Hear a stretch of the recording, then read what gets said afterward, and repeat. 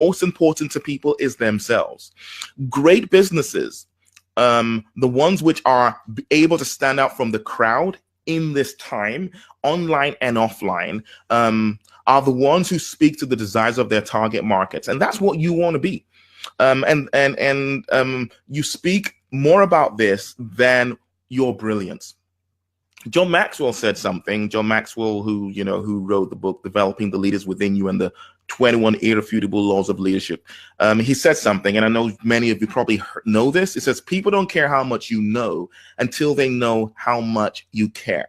And when you can speak to them and you can speak about where they are, connect with them where they are, they feel a connection with you, right? And if people don't feel a connection with you, trust me, they're not going to give you their money. It's just the way it is. So in your language, every time you are on stage, every time you are creating some, content, every time you're running a webinar, or if you are looking to set up a website or a Facebook page, or if you're running a Facebook group, or whatever it is that you're doing, where, looking to build your business.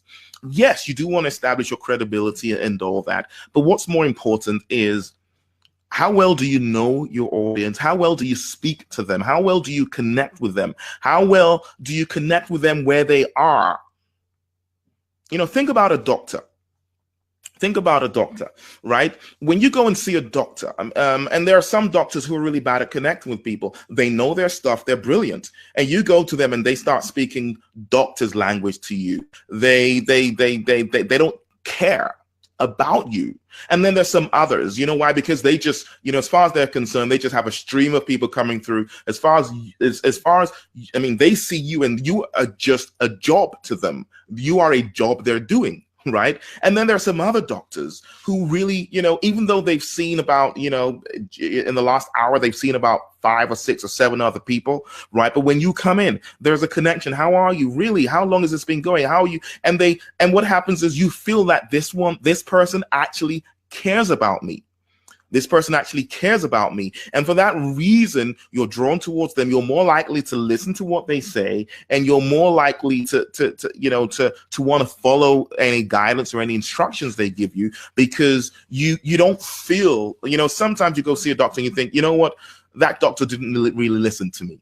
He or she didn't really listen to me. Why? Because even though they're good at what they do, or they won't be doing that job, hopefully, it didn't seem like they connected with you. They were more focused on their job. Okay. And it's the same, it's the same thing with us as coaches, speakers, and trainers, right? And it's how we come across. It's that connecting with people. It's a big difference maker, and it's going to be a big difference maker over the next few years. Okay. So if you haven't really paid attention to that, go back and look at the last few pieces of information or content you've put out. Go back, if you do have a website, go back and look at your website.